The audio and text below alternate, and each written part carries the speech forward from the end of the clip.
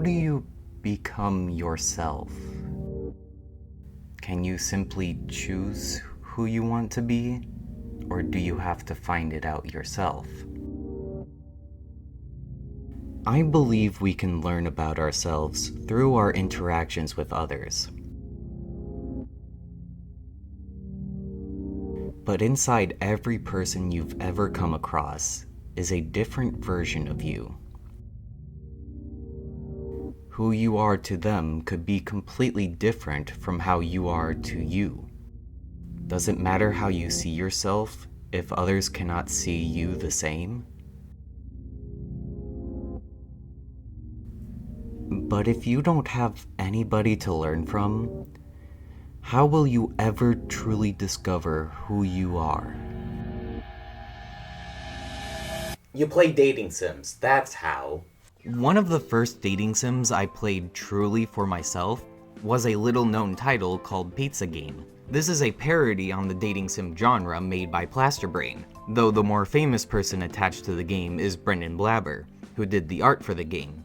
He is the creator of the series Epithet Erased, but he also has a YouTube channel called Jello Apocalypse. But let me be clear, this is not his game. This is all Plasterbrain's fault. You follow Cayenne, like the pepper, as she goes around Flordaddle attempting to date most people. You have Mr. Aramnaze, the hot serial killer boss, Kinanor, the pizza boy next door, Warped Lamp, master of Twisted, Chris, a demon running a cafe, Rubit, the space bunny, and Sensei, who is that. This game is incredibly funny. I can't even show all my favorite jokes because then I would just be showing the whole game. Let's read it. I'm having a stroke.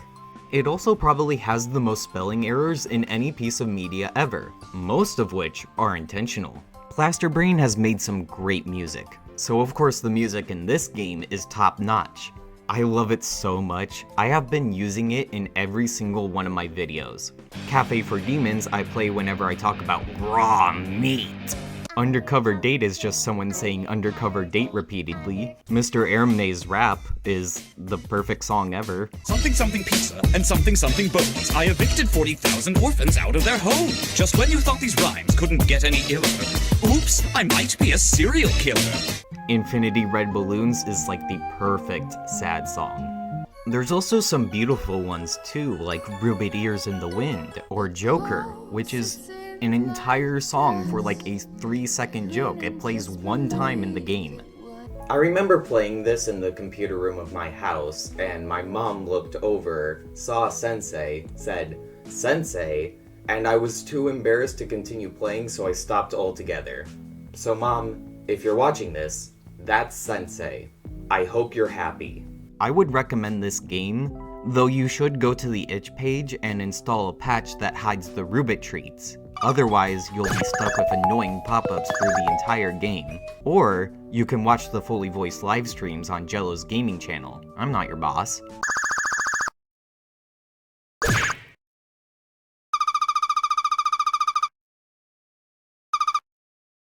Well, do I have a game for you?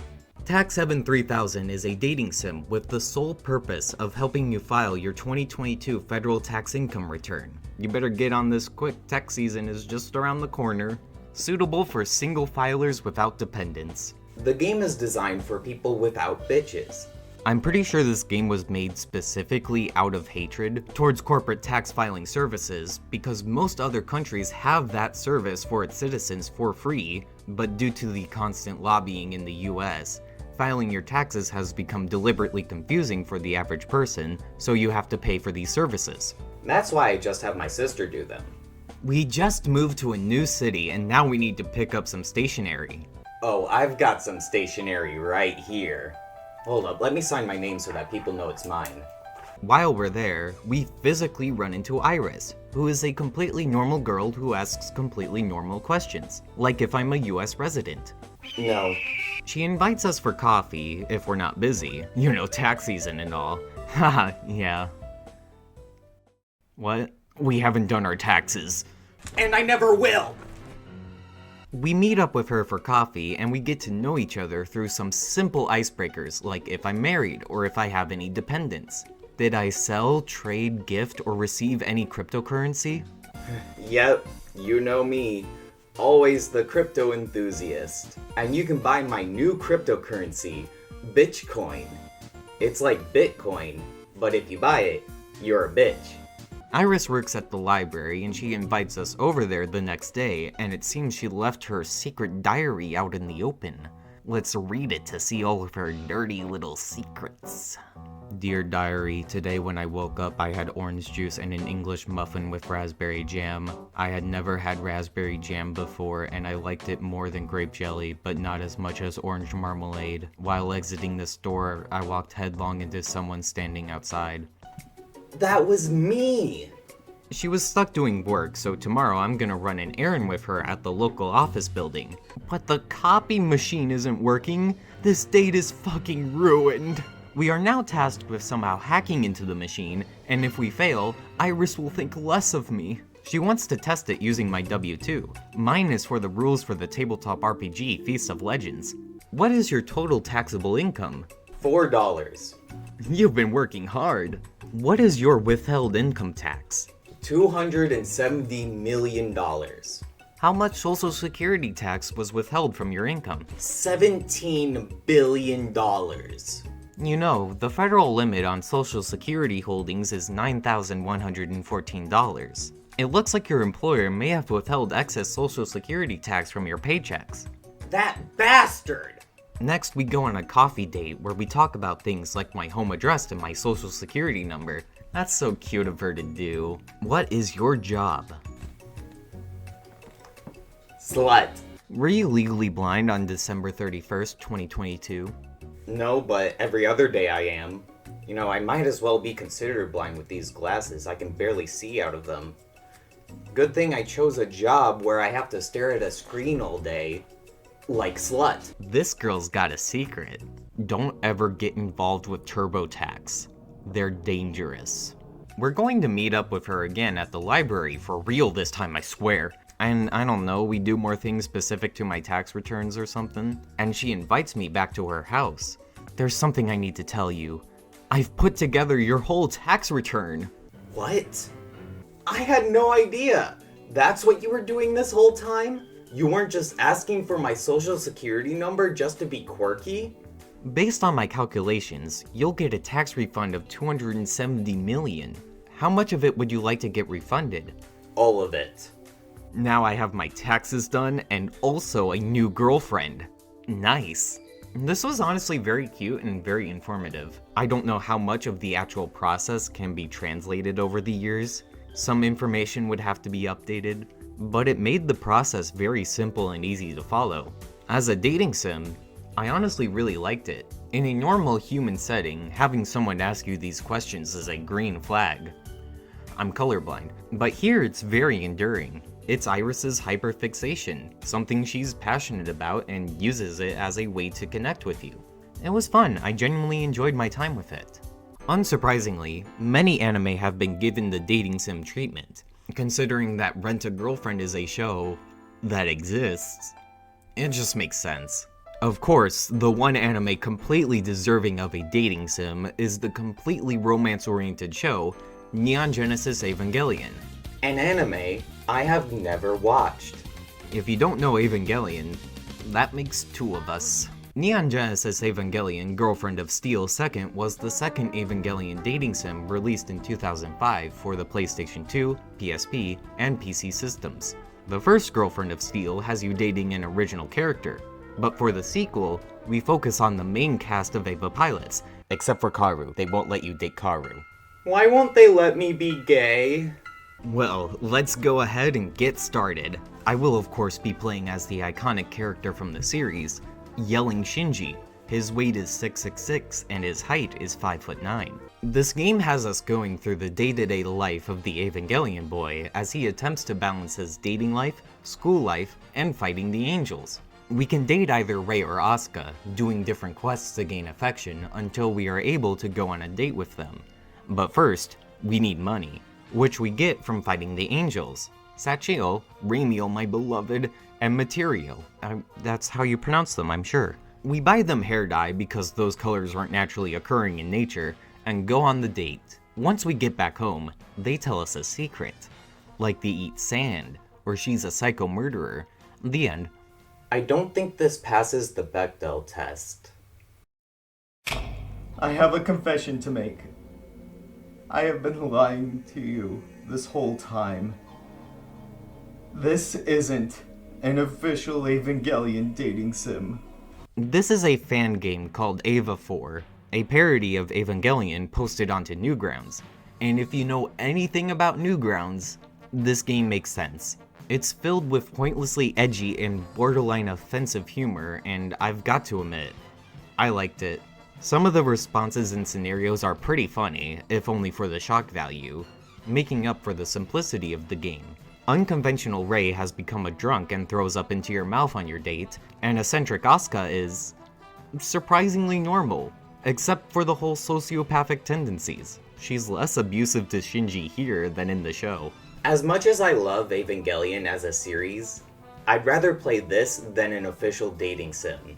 I don't want these characters to date. I want them to have mental breakdowns and be sad.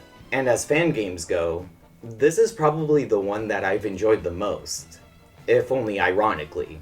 If I wanted to, I could make a whole video just on the weirdest dating sim fan games out there. If I wanted to. You know, there are a surprising number of dating sims that have you dating bugs, like Creature Romance, Kokono Kokoro, where you date your childhood friend who is a grasshopper and looks disgusting. Everybody is a bug and looks absolutely disgusting.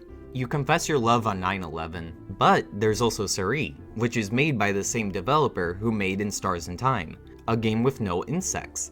Instead, there's an alien who comes to conquer Earth, but instead conquers your heart. And then the lesbians kiss. Yes! It's a very short game, but very cute, and has that classic devastating middle Insert Disc 5 is known for, so check it out I guess. I want to be a lesbian, I love Yuri. One company that has haunted my life for a while is Sad Panda Studios. They made Crush Crush and Blush Blush, both idol dating sims, and Hush Hush, an interesting take on the genre where if you fail to date any of the characters, they fucking die. But did you know that they made a more traditional dating sim? I did. That's why I'm mentioning it. Cabin Fever is the name of the game, and you can kiss the game if you want because it's a dating sim. Chapter 1, Prologue. I don't remember much about the world before the sickness. Oh, fuck off. We play as a computer programmer who thinks, yeah, this global pandemic that's going to wipe out the human race was a good thing, actually. Vivid 22. Okay. We live in a remote cabin in the woods with everything we need to survive a global pandemic. Electricity, farms, a bear trap. This is Mallory and she's trespassing on my lawn? Now we have the responsibility of helping her when she might have a germ. What a fucking moral dilemma we are in. You need to take that dress off. I want it. The next morning, Mallory tries to thank us by cooking us breakfast, but she burned it all and ruined everything. I hate you, Mallory. She dug up the potatoes before they were ready, meaning now we're going to starve, and also blew a fuse and broke a plate. I hate you, Mallory. I hope you get the illness disease. After we got done being sad about everything Mallory did, we came back inside and she cleaned the house. Maybe I shouldn't have been so mean to her. She used all my drinking water for a bath. Just drink the bath water, my guy. Oh my gosh, I had no idea. Forget about that. Why are you taking a bath in a stranger's house? Multiple hours later, she's still in the towel. Why is she still in the towel? Mallory is cooking a soup. How dare she? Aw man, she's crippled. Ugh, why were we so mean to her? She's going to have to stay another night, even though we've been non-subtly telling her to fuck off. You're not feeling sick, are you? If you are, we're going to have to put you down. We then spend the day doing work around the property. We force the cripple to tend to the gardens. We also spend a full minute explaining how a compost bin works. What the fuck did you just say? Wow, we might like each other or something. Slowly warming up to each other. It's almost like we're going to continue living together even after your leg finishes healing. never mind, you're diseased, she is going to die. Mallory gets to open up about her sad, pathetic life, and she tells us about her sister, who really likes space. I hope she didn't get the illness disease. We have a nice little dinner and movie date. Wow, he's learning how to be human again because of Mallory. I hope she doesn't catch the disease. Mallory pounces on us and kills me. She is an apex predator and has been faking her injury to lure us into a false sense of security. The abducted wife will now begin eating the flesh of her captor. After spending some time together and looking at her cleavage, we look out over the beautiful landscape. Thank you. From the bottom of my heart, for showing me all of this. Oh, she is for sure diseased. Oh, you're asking for my sad backstory? No, I don't care. Anyway, it's time to go to bed, but a storm's a-brewin'. Mallory got scared of the thunder and now we're sleeping together platonically. I hope that everything ends up okay and she doesn't have illness disease. So Mallory is dead. She's sick, but we can't be sure if it's Vivid 22 yet, even though it definitely is. We try to give her soup, but she coughs too much. We take care of her, but it's kinda gross because she keeps coughing because she has the illness disease, but she might not have it. Overnight, they cure the disease. Yippee. Wahoo. We have to go tell Mallory right away. Where did she go? She ran away so we wouldn't get the illness disease, but now there's the cure for illness disease, and now she's gone. Oh no. Once we get to the city, we deny treatment until we can find Mallory, who we end up finding on top of her old apartment building, and oh no, she's gonna jump! She's gonna fucking jump because she has illness disease and she's trying to protect us, and for some reason we don't immediately tell her that they found the cure for illness disease, or she conveniently ignored all the treatment tents lined up across the city. Anyway, Mallory is saved, illness disease is no more, they can get married now, the end. Out of all the Sad Panda Studio games I played, this was the most normal. Focusing on one character made it easier to connect with them and have it be a more normal human experience. I did like Mallory, and the protagonist was fine, I guess. Everything about it was fine, but it still felt too sexualized for my own liking. Like, she's literally dying, and yet her tits are out. And let me guess, it has nudity DLC, of course it does. And probably having it set during the pandemic made me hate it more, though that's definitely a personal thing. Do I recommend it? No. But it did make me want to find a sweater dress like hers. Mystic Messenger is a Korean dating sim developed by Chariots, and released on iOS and Android in 2016. Its official genre title is Otome Game, or Mating Game, which is a dating sim targeted towards women, which means there's attractive men for us to date. Hell yeah! I haven't tried any mobile dating sims before, so I'm excited to figure out what the hell this is about. Starting with the casual story, we get a message from an unknown number sending us to a mysterious location in an attempt to return a lost phone. I thought this app was about chatting with pretty boys. We go to the address the stranger told us about and we begin trespassing. We then enter a chat room with a bunch of handsome men. So, this is a secret organization of anime boys that host charity parties, and the only woman there died, and now we're taking over her place. Now we start texting with all the cute boys. I didn't like this very much. In terms of design, it makes a lot of sense. The whole dating aspect is built around chat room messages with these boys, so it's kinda like texting a friend, but other than that, I didn't care much for it. You're shoved into a pre-existing dynamic, replacing someone that meant a lot to them and going, But what if you dated me? You don't get much interaction with them anyways, because you can only select from a few dialogue choices. It's all pretty bare bones too, though the art is pretty good, but all you're going to be doing is looking at texts. But wait, you can also call them. 갑자기 전화해서 내 저녁 식사를 물어보는 건가? 신기한 녀석이군. 물론 저녁은 먹었어. Cool. The dateable characters all have fairly distinct personalities and ways of speaking, though I still felt that since it was through text, they all just kinda blended together. It also kind of feels like a new level of loneliness. Like, I need an app that simulates text messages, because nobody texts me. I apologize for what's coming next. Dating sims have two directions they can go in. A genuine attempt at telling a romance story, or horny. Or you can do both like my femboy roommate. And one of the most infamous one of those games is Nekopara, the visual novel where you date cat girls. Hold on, let me just... Okay, cool, now we can continue.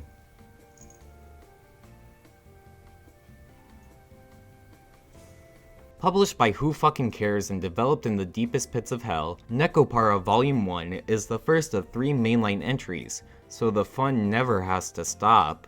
Delving into the first circle of hell, our self-insert protagonist moved away from any and all cat girls to open his own bakery. I better quick save here. Why is there a chest bounciness bar? We didn't order anything. I better quick save here.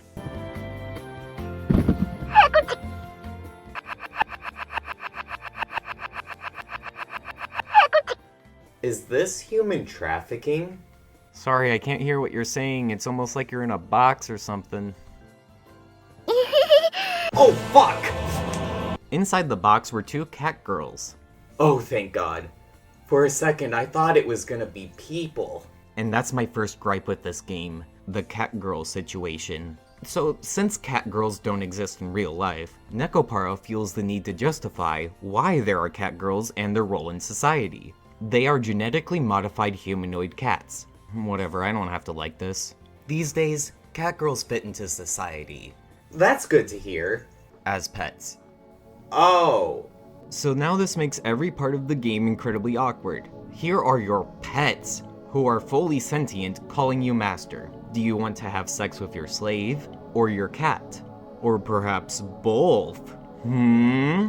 Well, first impressions were terrible. It only took me 10 minutes to realize this was a mistake. Let's see how long I can last. This is Chocola and Vanilla, twin cat girls you rescued as kittens that just love you so much they ship themselves to your new house. How do I get rid of them? I really don't like the way they move. Jesus Christ, get away from me! That's better. Actually, it's a little uncanny seeing her talk with nothing coming out of it. Well, that solved all my problems. So we're stuck with these 2 abominations for the day, so we go get groceries, get profiled as a bad cat girl owner, then we get takoyaki from a merchant cat girl. Is nothing sacred? So this is a slice of life visual novel, which means nothing is happening. Now, I'm not against a good slice of life. Most romance anime I've watched and enjoyed fall into this category. Creature Romance is very similar to this game actually in that regard, and I really did enjoy that game. However, that is actually written well, the conflict feels real, and the characters have chemistry and are enjoyable. Not here.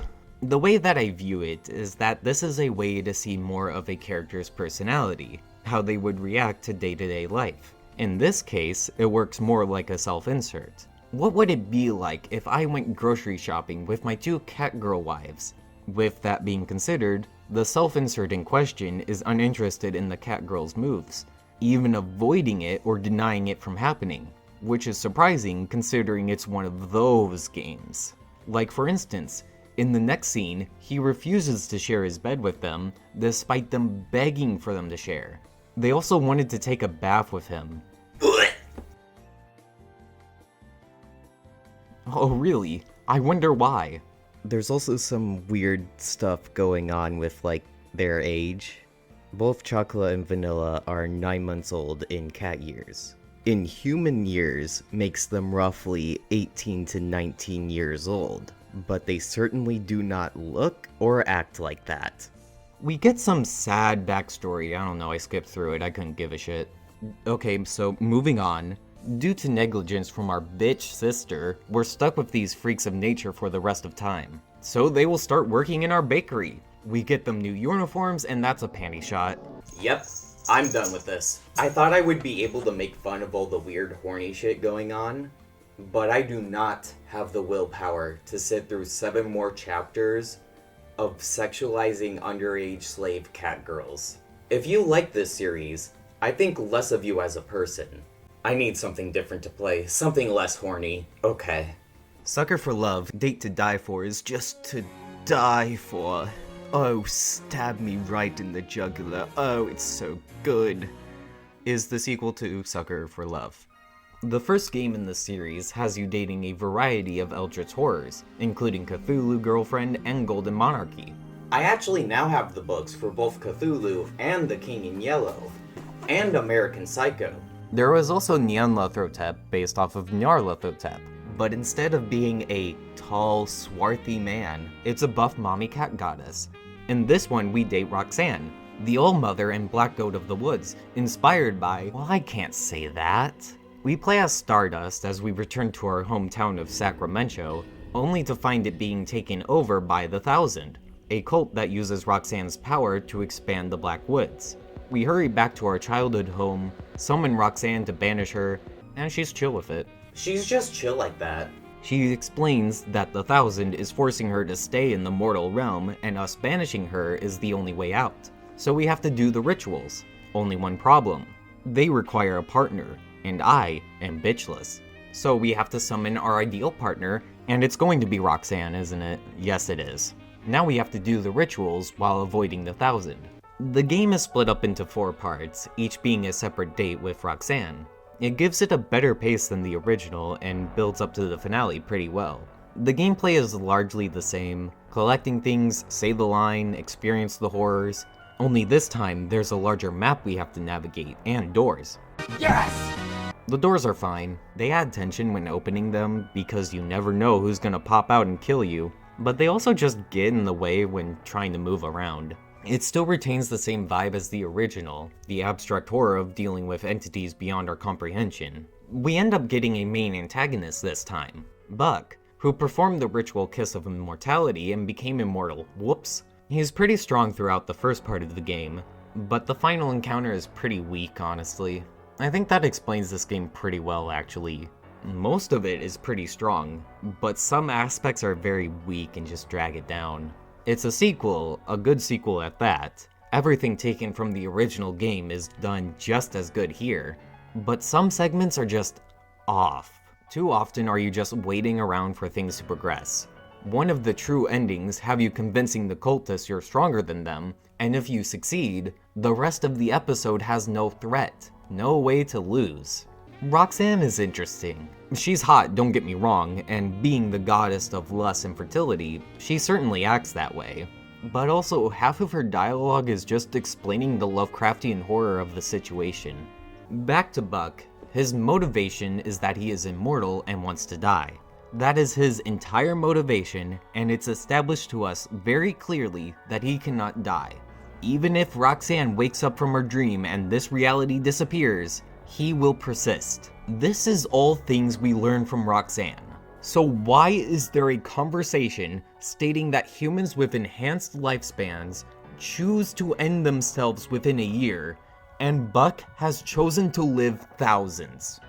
Better keep your story straight. I do like this game. I think it's a good sequel that expands on the world and gameplay, even if it stumbles a bit. What do you mean there's already another one? This is the second time this has happened! In Buckshot Roulette, you can kiss the shotgun. Catherine Fullbody is the updated port of the original Catherine game made by Atlas. Catherine's body is full. Aren't those usually full? I remember I actually pre-ordered this game when it was first announced, one of the only games I did that for, and it only took me 4 years after launch to play it. Punctuality fears me.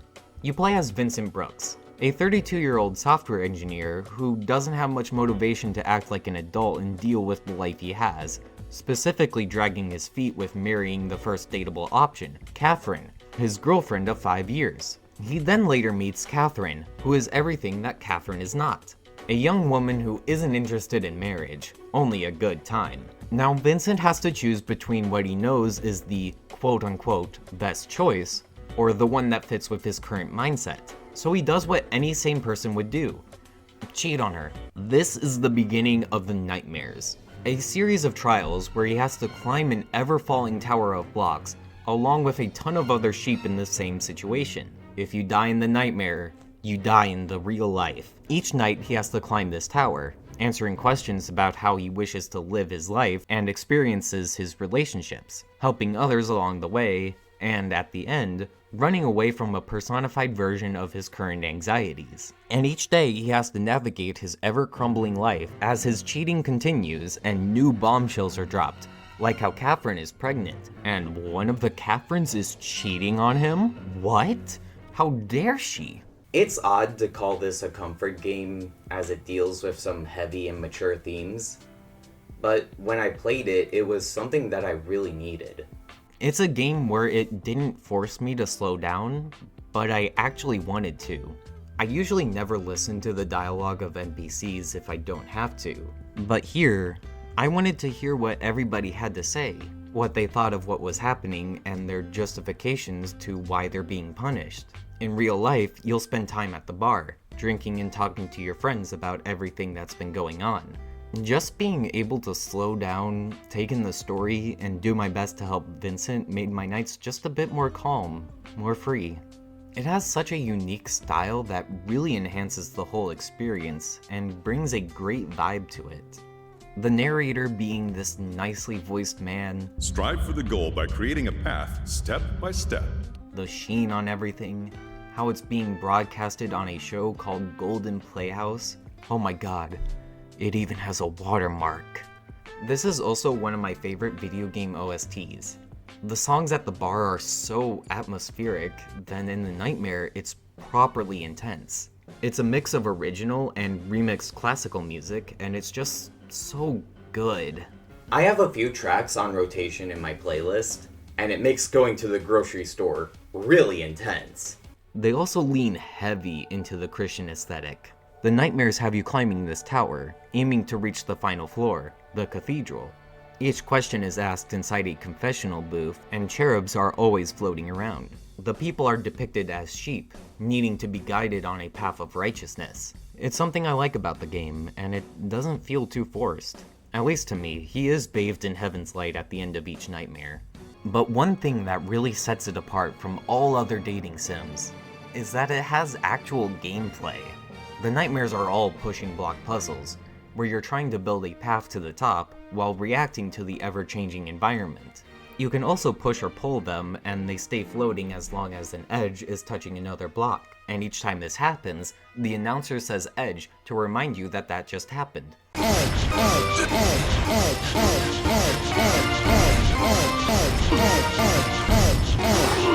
Me on a Friday night. These nightmare stages can also be played online and in a competitive sense, which makes it the only dating sim that appeared at EVO. This game was honestly not as sexually explicit as I thought it would be.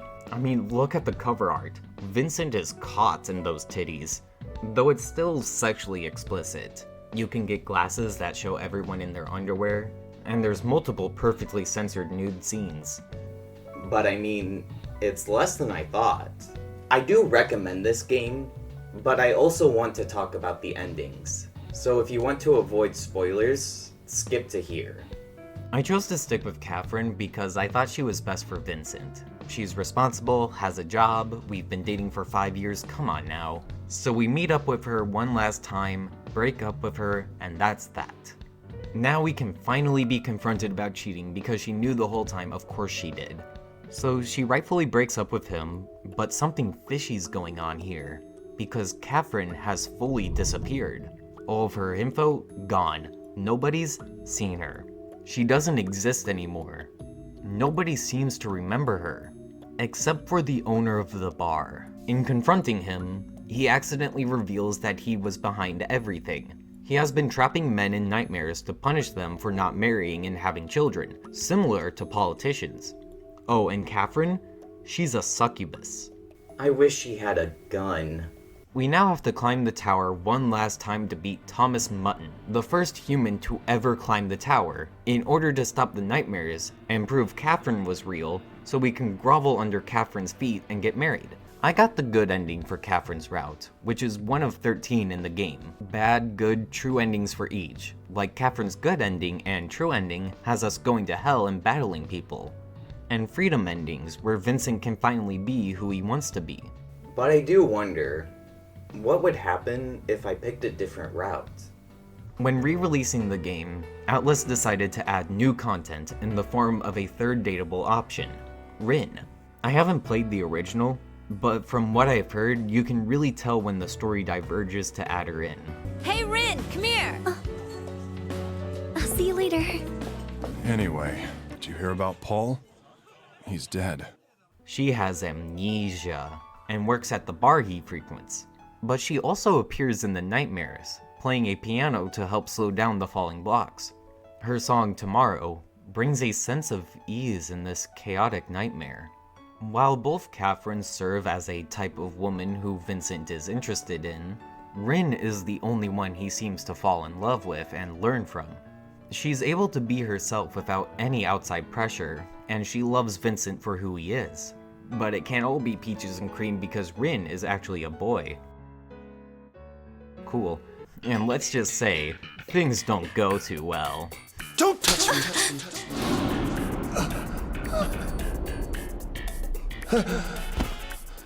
Dude, Rin fully sat on his face in the opening cutscene, and he didn't know she had a huge cock? She runs away, also leaving the nightmares altogether, and only then does he realize that homophobia is cringe actually, and chooses to go find Rin and apologize. Not before letting Catherine know, who, all things considered, takes this pretty well. We find that Rin has been taken by Mutton, and after we rescue her, we now have to win the approval of her brothers, who are space aliens disguised as angels, who want to destroy all of humanity, and their true form looks like this. What? I'll be honest, this ending really took me out of the game. It's not like it comes from completely out of nowhere. The game is pretty ridiculous to begin with, but the sudden tonal shift just puts you out of the experience. But overall, I still really enjoyed my time with the game, and the feeling I got while playing will always stick with me. This was Rin's true ending, and I feel to be the true ending of the game, though nothing confirms this, it's just how I interpret it. But it seems like the best for everyone. Others can say more about this, but you learn about yourself through your interactions with others. At least that's what I got from the ending of Neon Genesis Evangelion. But I bring this up because I feel like this can relate back to dating. You're doing it to meet other people, sure, but you're also trying to find who you like, who you can live with. You change and grow as a person, not only with your failed relationships, but the ones that work. And I think that aspect is often missing from the dating sims I've played. How each relationship can affect you as a person. Instead of the standard self-indulgent games, dating a joke, a fetish, or a character you've had a parasocial relationship with, Catherine Fullbody explores all aspects. This is the best dating sim I have ever played. It's one of my favorite games, and even if you watch through the spoilers, I would recommend this game. Throughout the game, different questions and choices will affect the scale, which represents either order or freedom. But in order to go on Rin's route, you have to break the scale and watch as the possibilities bloom. And all of this left me with one question. What would life be like if I was only living for myself? If I completely disregarded others' opinions and feelings of me, and I just lived my life the way I wanted to? The script has been in the works for a long time, mainly because I wanted to answer that question. I wanted to finally be able to say who I am and give a definitive answer. But that never happened.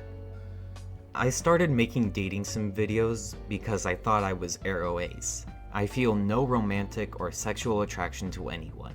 Now, I'm not so sure.